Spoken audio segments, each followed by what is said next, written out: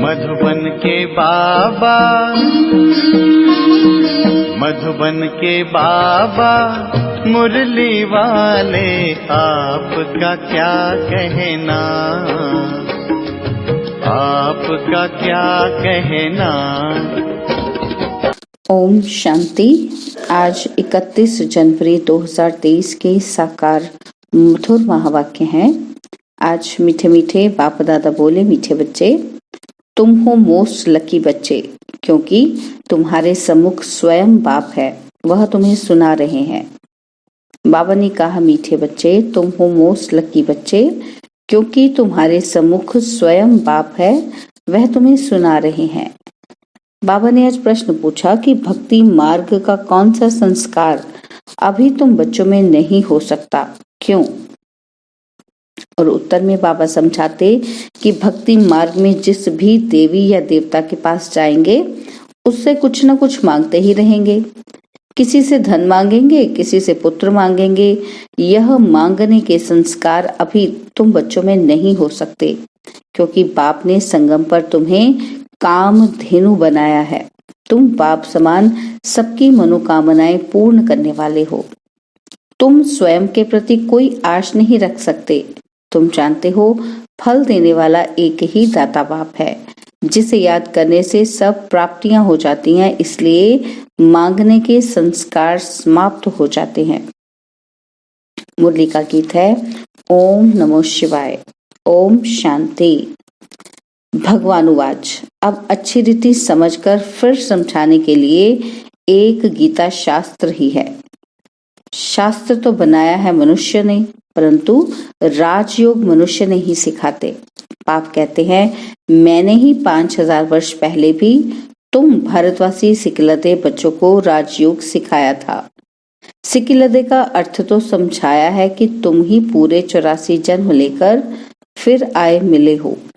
5000 वर्ष पहले भी तुम मिले थे और तुम आकर ब्रह्मा मुखवंशावली अर्थात ब्राह्मण ब्राह्मणी बने थे। बाप डायरेक्ट बोलते हैं, ये गीता पाठी आदि ये बातें नहीं करेंगे। बाप डायरेक्ट समझा कर गए थे, फिर भक्ति मार्ग से शास्त्र बनाते हैं। अब ड्रामा पूरा होता है। फिर बाप आया है, कहते हैं बच्चों को, कौन से बच्चों को? कहते हैं खास तुम और आम सारी दुनिया। अभी तुम सम्मुख हो, तुमको बैठ बाबा ने अपना परिचय दिया है। यह राजयोग तुमको और कोई सिखला ना सके। बाप ने ही पहले योग सिखलाया था, अब सिखला रहे हैं, जिससे तुम फिर राजाओं का राजा बनेंगे और कोई स्वर्ग का मालिक बना ना सके। मैं तुम्हारा बाप आया हूँ फिर से तुमको राजयोग सिखलाने। अच्छा, अब बाबा तुमको झाड़ पर समझाते हैं। ये समझानी भी बहुत जरूरी है। इनको कल्प वृक्ष कहा जाता है। बाप कहते हैं, यह मनुष्य सृष्टि रूपी झाड़ कल्प वृक्ष है। वह गीता सुनाने वाले कहेंगे भगवान ने यह कहा था, और तुम कहेंगे भगवान कह रहा है। कितना फर्क है। तो ये है मनुष्य सृष्टि का झाड़। इसमें कोई फल फ्रूट आम आदि नहीं है। उस फल फ्रूट का झाड़ जो होता है, उसका बीज नीचे, झाड़ ऊपर में होता है, और इनका बीज ऊपर और झाड़ नीचे है। कहते भी है ना कि ईश्वर ने हमको पैदा किया है, अर्थात बाप ने बच्चे दिए हैं बाप ने धन दिया है। बाबा आप हमारे सब दुख दूर करो। बाबा बाबा कहते रहते हैं। लक्ष्मी नारायण के आगे जाते हैं, उनसे भी मांगते हैं, महालक्ष्मी हमको धन दो। ये सब मांगने के संस्कार हैं। जगदम्बा से कोई पुत्र मांगेंगे तो कोई कहेंगे हमारी बीमारी दूर करो। लक्ष्मी के आगे ऐसी आशाएं नहीं रखेंगे, उनसे सिर्फ धन मांगते हैं। यह तो तुम जानते हो। जगदम्बा सुलक्ष्मी सो फिर 84 जन्मों का चक्र लगाकर फिर जगत अम्बा बनती है। झाड़ में देखो जगदम्बा बैठी है, फिर यही महारानी बनेंगी। जरूर तुम बच्चे भी राजधानी में आएंगे। तुम कल्प वृक्ष के नीचे बैठे हो, संगम पर फाउंडेशन लगा रहे हो। कामधेनु के तुम बच्चे ही सबकी मनोकामना पूर्ण करने वाले हो। तुम भारत माता शक्ति सेना हो, इसमें पांडव भी हैं। बच्चों को समझाया गया है कि याद एक बाप को ही करना है। देने वाला एक बाप है। भल तुम किसी की भी भक्ति करो, किसी को भी याद करो, परंतु फल देने वाला फिर भी एक ही दाता है, वही सब कुछ देता है। भक्ति मार्ग में तुम श्री लक्ष्मी नारायण की, श्री कृष्ण की पूजा करते हो, कृष्ण को झुलाते भी हो, प्यार करते हो। उनसे तुम क्या मांगेंगे? तुम चाहते हो हम उनकी राजधानी में जाएं अथवा हमको श्री कृष्ण जैसा बच्चा मिले। गाते हैं भजो राधे गोविंद चलो वृंदावन, जहाँ राज्य भाग्य करते थे वैकुंठ में। उस समय कोई भी अप्राप्ति नहीं होती। श्री कृष्ण के राज्य की याद तो बहुत करते हैं। भारत में जब श्री कृष्ण का राज्य था तो और कोई राज्य नहीं था। अब बाप आए हैं, कहते हैं चलो कृष्णपुरी में, चलकर श्री कृष्ण की पत्नी बनो या राधे का पति बनो। बात एक ही है, वहां विष नहीं मिलेगा, वह है ही संपूर्ण निर्विकारी दुनिया। अभी तुम स्टूडेंट हो, पढ़ रहे हो नर से नारायण, बैगर से प्रिंस बनने के लिए। यहाँ भल कोई करोड़पति हैं, 50 करोड़ हैं, लेकिन तुम्हारी भेंट में वह गरीब हैं, क्योंकि ये सब उनका धन मिट्टी में मिल जाना है, कुछ भी साथ नहीं चलेगा, हाथ खाली जाएंगे। तुम तो हाथ भरतू करके जाते हो 21 जन्मों के लिए। अभी तुम राजयोग सीख रहे हो, फिर सत्युग में आकर राज्य करेंगे।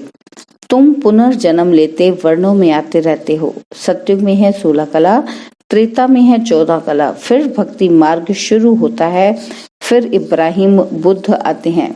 क्राइस्ट के 3000 वर्ष पहले देवी देवताओं का राज्य था। अब सारा झाड़ जड़ जड़ी भूत अवस्था को पाया हुआ है। अभी तुम कल्प वृक्ष के नीचे संगम पर बैठे हो। इसको कहा जाता है कल्प का संगम अथवा कलयुग और सत्युग का संगम। सत्युग के बाद त्रेता, फिर त्रेता के बाद द्वापर और कलयुग का संगम। कलयुग के बाद फिर सत्युग जरूर आएगा, बीच में संगम जरूर चाहिए। कल्प के संगम युगे बाप आते हैं, उन्होंने कल्प अक्षर बदल सिर्फ युगे युगे लिख दिया है। बाप कहते हैं मैं निराकार परमपिता परमात्मा ज्ञान का सागर हूँ। भारत में ही शिव जयंती मनाई जाती है। श्री कृष्ण तो ज्ञान दे न सके, तुम कहते हो हम स्वर्ग में श्री कृष्ण के साथ मिलेंगे। बाप कहते हैं भक्ति में श्री कृष्ण का साक्षात्कार मैं तुमको कराता हूँ। कृष्ण जयंती पर बहुत प्रेम से उनको झूला झुलाते हैं, पूजा करते हैं। उनको जैसे सच सच श्री कृष्ण दिखाई पड़ता है। साक्षात्कार होगा, कृष्ण का चित्र होगा तो उनको भी उठाकर भाकी पहनेंगे। भक्ति मार्ग में मैं ही मदद करता हूँ, दाता मैं हूँ। लक्ष्मी की पूजा करते हैं। अब वह तो है ही पत्थर की मूर्ति, वह क्या देगी? देना फिर भी मुझे ही पड़ता है। साक्षात्कार भी मैं ही कराता हूँ। यह भी ड्रामा में नूंद है। जैसे कहते हैं परमपिता परमात्मा के हुक्म से पत्ता पत्ता हिलता है, क्योंकि वह समझते हैं पत्ते पत्ते में परमात्मा है। क्या परमात्मा बैठ पत्ते को हुक्म करेगा क्या? यह तो ड्रामा बना हुआ है। अभी तुम जैसी एक्ट कर रहे हो, कल्प के बाद भी तुम ऐसे ही करेंगे। जो कुछ शूटिंग में शूट हुआ वही चलेगा, इसमें कुछ फर्क नहीं पड़ सकता। ड्रामा को भी अच्छी रीति समझना है। बाप समझाते हैं बेहद का सुख दुख। बाप समझाते हैं बेहद का सुख कल्प कल्प भारत को ही मिलता है, परंतु जो ब्राह्मण बनते हैं वही वर्णों में आते हैं, 84 जन्म लेते हैं, फिर औरों के जन्म नंबरवार कम होते जाएंगे। कितने छोटे छोटे मठ पंथ हैं, भल उन्हों की महिमा है क्योंकि पवित्र हैं। स्वर्ग का रचयिता तो है बाप, और कोई मनुष्य थोड़े स्वर्ग रचेगा। फिर राजयोग भी कोई सिखलावे। अभी तुम श्री कृष्णपुरी में जाने के लिए राजयोग सीख रहे हो। पुरुषार्थ हमेशा ऊंचा करना चाहिए। तुम कहते हो श्री कृष्ण जैसा बच्चा मिले, श्री कृष्ण जैसा पति मिले। श्री कृष्ण ही श्री नारायण बनता है। और फिर श्री कृष्ण जैसा क्यों कहते? तुमको तो कहना चाहिए नारायण जैसा पति मिले।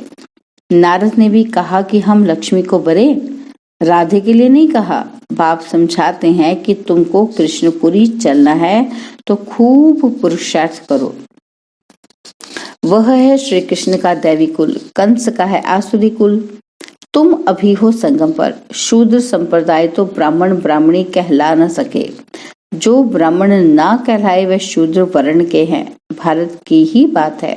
भारत ही स्वर्ग बनता फिर भारत ही नरक बन जाता है। लक्ष्मी नारायण को भी 84 जन्म ले रजो तमो में आना ही है, जबकि वह भी चक्र में आते हैं तो बुद्ध आदि वापस निर्वाण धाम में कैसे जा सकते। कोई तो कह देते कृष्ण सर्वव्यापी है, जिधर देखो कृष्ण ही कृष्ण है।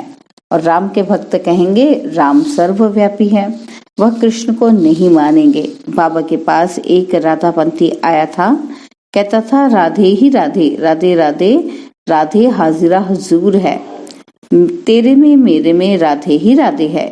गणेश का पुजारी कहेगा तेरे में मेरे में गणेश ही गणेश है। क्रिश्चियन फिर कहते क्राइस्ट गॉड का सन है। अरे क्राइस्ट सन था तो तुम किसके सन, तुम किसके बच्चे हो। अनेक मत मतांतर है, रास्ता कोई को भी नहीं मिलता, सिर्फ माथा टेकते भटकते रहते हैं। मुक्ति और जीवन मुक्ति भगवान ही देंगे ना, उनसे हम क्या मांगे, कोई को पता ही नहीं। बाप को ना जानने के कारण निधन के बन गए हैं, फिर धनी आकर धन का बनाते हैं। मनुष्य कितने धक्के खाते हैं, समझते हैं भक्त से भगवान मिलेगा। बाप कहते हैं मैं आता हूँ अपने समय पर, भल कोई फिर कितना भी पुकारे परंतु मैं आता हूँ संगम पर। एक ही बार भारत को स्वर्ग बनाए सबको शांति में भेज देता हूँ, फिर नंबरवार अपने अपने समय पर आते हैं। जो देवी देवता थे वह भी सब आत्माएं बैठी हुई हैं, फिर से अपना राज्य भाग्य ले रहे हैं। अभी तो देवी देवता धर्म ही नहीं है, सब अपने को हिंदू कहलाने लग पड़े हैं। ड्रामा अनुसार फिर भी ऐसा होगा, जो कुछ हो चुका है वह फिर रिपीट होगा।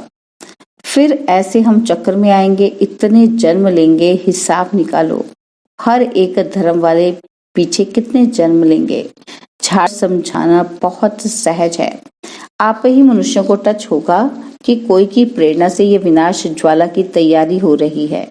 यूरोप वासी यादव बॉम्ब्स बनाते हैं, वह भी कहते हैं कि हमको कोई प्रेरणा देने वाला है। हम जानते हैं कि इससे हम अपने ही कुल का विनाश करते हैं, ना चाहते हुए भी यह मौत का सामान बनाते हैं। धीरे धीरे प्रभाव पड़ेगा, धीरे धीरे झाड़ बढ़ता है ना। कोई कांटे से कली, कोई फूल बनते हैं, कोई फूलों को भी तूफान लगता है तो मुरझा जाते हैं। बाबा ने कल्प कल्प कहा था, आश्चर्यवत सुनंती कथंती। अब फिर बाबा खुद कह रहे हैं कि हमारे पास अवंती ब्रह्मा कुमार बनंती कथंती, फिर भी अहो हम मम माया अच्छे अच्छे बच्चों को खावंती। तो आगे चलकर देखना कैसे अच्छे अच्छे बच्चे भी खत्म हो जाते हैं। जो पास्ट हो गया सो फिर अब प्रेजेंट में बाप समझाते हैं, फिर भक्ति मार्ग में शास्त्र बनाएंगे। यह ड्रामा ऐसा बना हुआ है। अब बाप आकर ब्रह्मा द्वारा सभी वेदों शास्त्रों का सार समझा रहे हैं। जो धर्म स्थापन करते हैं उनके नाम पर ही शास्त्र बनाते हैं, उसको धर्म शास्त्र कहा जाता है। देवी देवता धर्म का शास्त्र एक ही गीता है। हर एक धर्म का एक शास्त्र होना चाहिए। श्रीमद् भगवत गीता ठीक है। भगवानुवाच है, भगवान ने आदि सनातन देवी देवता धर्म की स्थापना की। यह है सबसे प्राचीन धर्म। हर एक धर्म का अपना अपना शास्त्र है और पढ़ते रहते हैं। अभी तुम देवता बनते हो, लेकिन तुमको शास्त्र पढ़ने की दरकार नहीं। वहाँ शास्त्र होता ही नहीं, यह सब खत्म हो जाएंगे। फिर गीता कहाँ से आई? द्वापर में बैठ मनुष्य ने बनाई। जो गीता अभी है फिर वही गीता खोज कर निकालेंगे। जैसे कल्प पहले बनाई है वैसे ही फिर शास्त्र बनेंगे। भक्ति मार्ग की सामग्री बनती ही जाएगी। बाप समझाते हैं कि सिकलदे बच्चे, मुझ बाप की श्रीमत पर चल, श्रेष्ठ बनो। तुम अभी संगम युग पर राजयोग सीख रहे हो, जबकि कलयुग को सतयुग बनाना है। उन्होंने कल्प की आयु लंबी बताए, सभी को घोर अंधेरे में डाल दिया है। मनुष्य तो मूंझे हुए हैं। ड्रामा अनुसार तुम बच्चों को ही बेहद के बाप से वर्षा लेना है। बाबा ने बहुत युक्तियां बताई हैं, सिर्फ बाबा को याद करो, चाट रखो। भोजन बनाने समय भी याद करो। भोजन बनाने समय पति बच्चा याद पड़ता है तो शिव बाबा क्यों नहीं पढ़ सकता? यह तुम्हारा काम है। बाबा बुद्धि की सीढ़ी देते हैं, फिर चढ़ो ना चढ़ो यह है तुम्हारा काम। जितना याद करेंगे उतनी सीढ़ी चढ़ते जाएंगे, नहीं तो इतना सुख नहीं मिलेगा। अच्छा, मीठे मीठे सिकिलते बच्चों प्रति 5000 वर्ष के बाद फिर मिले हुए बच्चों को नंबरवार पुरुषार्थ अनुसार माता पिता बाप दादा का याद प्यार और गुड मॉर्निंग। मीठे मीठे रूहानी बाप का रूहानी बच्चों को नमस्ते। हम रूहानी बच्चों की रूहानी बाप दादा जी को दिलवा जान सिखवा प्रेम से नमस्ते। ओम शांति। प्यारे बाबा, मीठे बाबा, मेरे बाबा, शुक्रिया बाबा, शुक्रिया बाबा, शुक्रिया। धारणा के लिए मुख्य सार है। पहला पॉइंट है, कृष्णपुरी में चलने के लिए पुरुषार्थ बहुत अच्छा करना है। शूद्रपन के संस्कारों को परिवर्तन कर पक्का ब्राह्मण बनना है। और सेकंड पॉइंट है, बुद्धि बल से याद की सीढ़ी पर चढ़ना है।